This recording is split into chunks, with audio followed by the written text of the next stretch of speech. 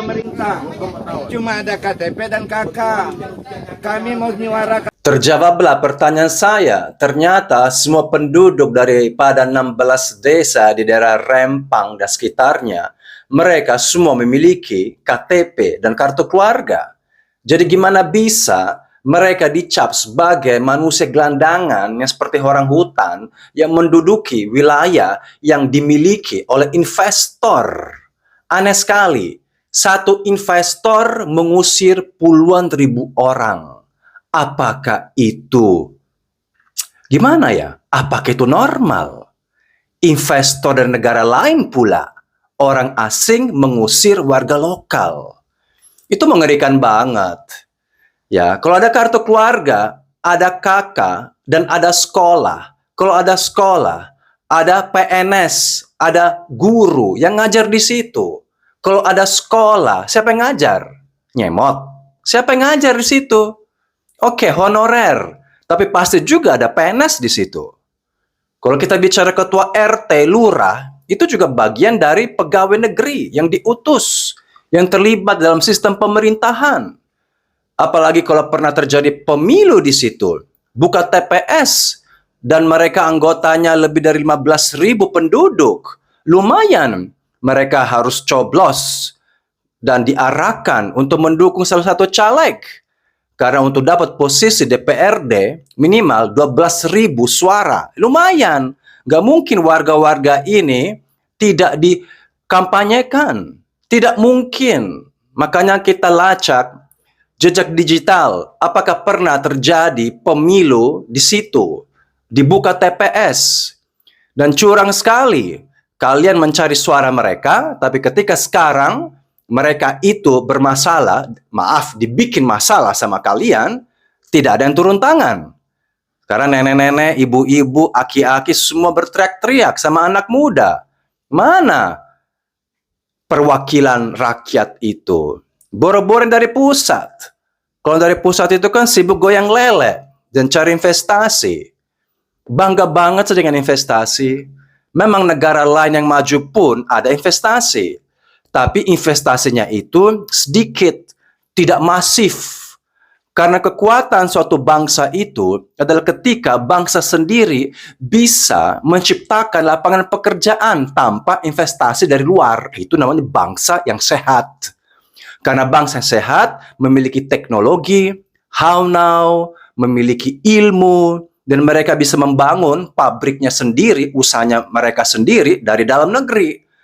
Bukannya investor datang ke sini, investasi triliunan, kita bangga. Itu menunjukkan kita gagal.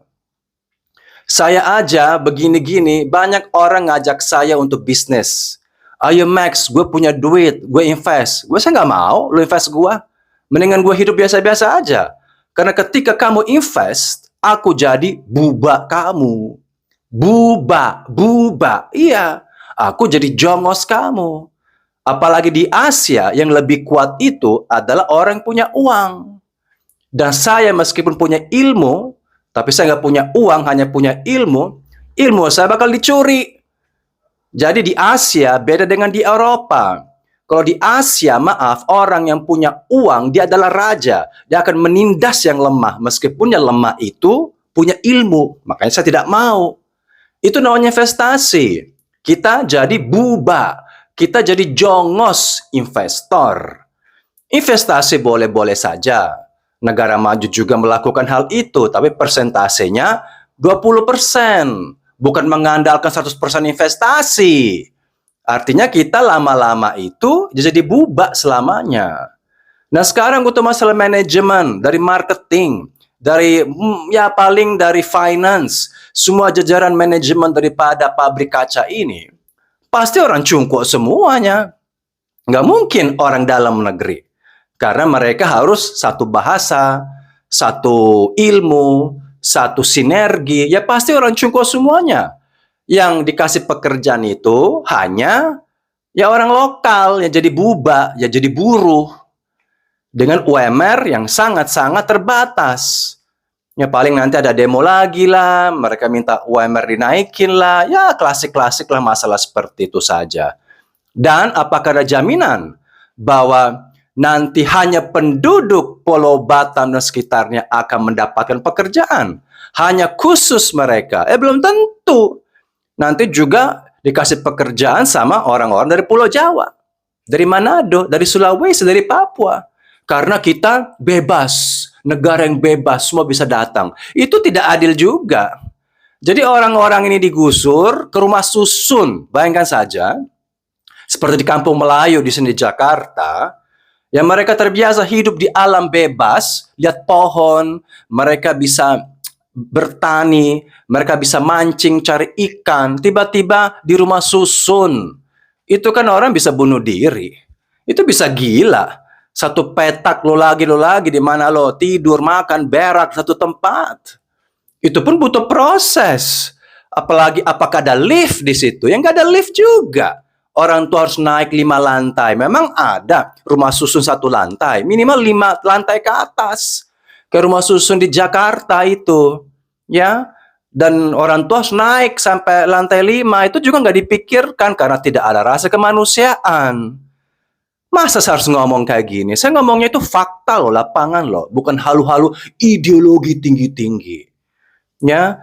Jadi jangan bangga investasi. Buktinya ratusan tahun. Itu apa namanya Freeport. Apakah memberikan dampak yang luar biasa kepada Konoha? Tidak. Batu bara dibeli, investasi emas, apa segala macam. Apakah rakyatnya jadi makmur? Enggak juga kok. Yang makmur kan tetap segelintir orang yang pegang saham, ya. 9 cacing pita itu. Jadi ya sudahlah, saya sih tidak memahami ya